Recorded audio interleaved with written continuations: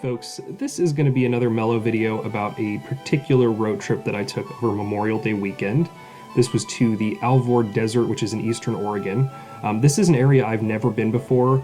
I had also wanted to check out the Steens Mountain, but unfortunately it is still closed even in late May due to snow.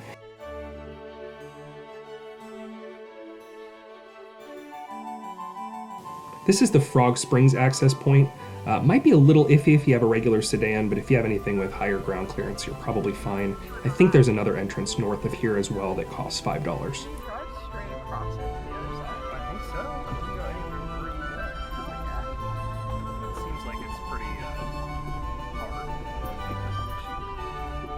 Stuff? Yeah, it's just solid. Wow.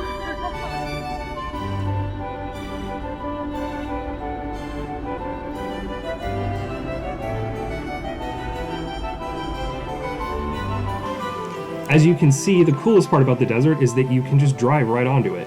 The actual desert surface is completely flat.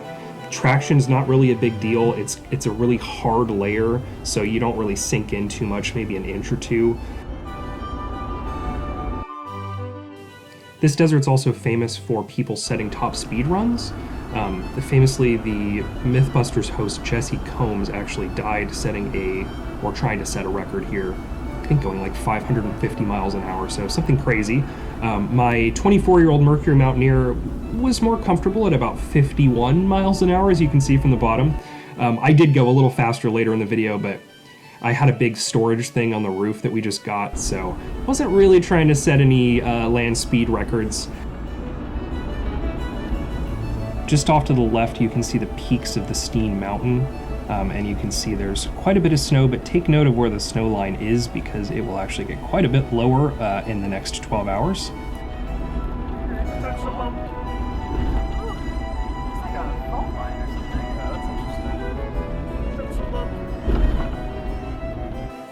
Also, if you want to feel like an exceptionally cool rally driver, there are these sequences of little bushes just sort of at the edges of the desert, and it's quite a bit of fun to just rip around them. We were sort of scoping out a camping spot, but the desert is really so massive you can kind of park anywhere you feel like, and you have a pretty private spot. It's like bush sequences.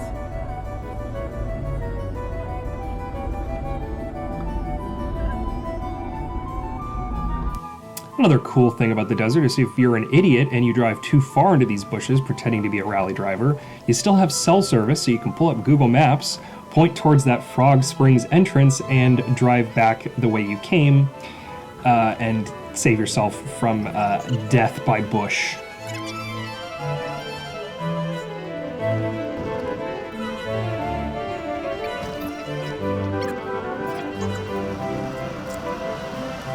The visibility, at least on this particular day, I'm sure it varies if it's like insanely hot and there's crazy mirages, but visibility was great. You can see cars from literally miles away, so it's strange to drive on a sort of highway where you can point any direction and you have like a mile to yield to other traffic. This spot right here was our camping site for the night. And sort of to our surprise, it rained all night long, and it was about 35 degrees when we woke up. My timestamp is totally off, but it's about 8:15, 8:30 a.m. And it was muddy. It was squishy, horrible. I was a little worried about getting stuck, but as we kind of drove through, it wasn't too bad.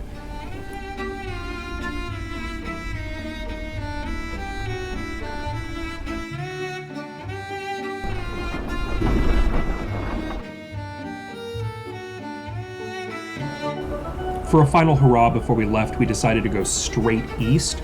And interestingly, because the west side is closer to the mountains, it was not raining on the east side of the desert. It was only raining on the west side.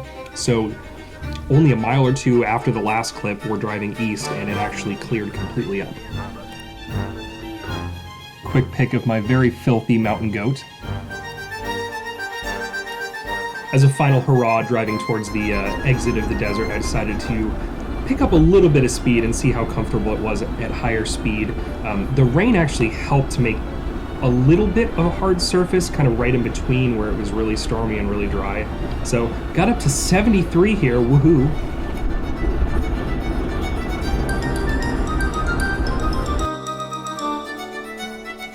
As you can imagine, people also bring ATVs and those really sweet, like, big four-wheel dune buggy kind of things. I have driven one of those. I rented one briefly in the Oregon dunes, and holy crap, they are fun. I can't imagine how much fun it would be just flooring it and going as fast as you could across the desert. This road I'm turning onto is the main road that goes past the desert, called the Fields Denio Road.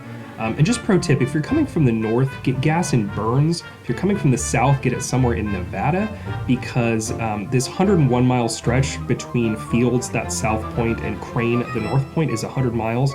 It is $7.40 a gallon at the Fields station, and $5.15 at the Crane station.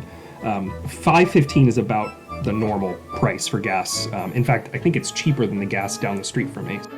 But it is notable because I think it's the most expensive gas in the US right now. The other place in Furnace Creek in Death Valley is currently $7.24 for regular, which to my knowledge and a quick Google also confirmed is the most expensive gas in the US typically.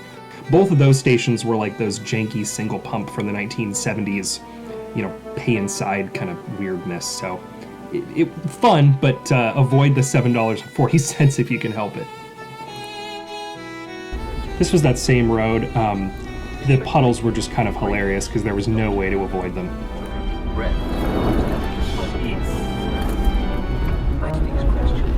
He suddenly straightens. Did you ever know him to drink excessively or take drugs? Again, Mrs. Byers unleashed a loud, trilby black glasses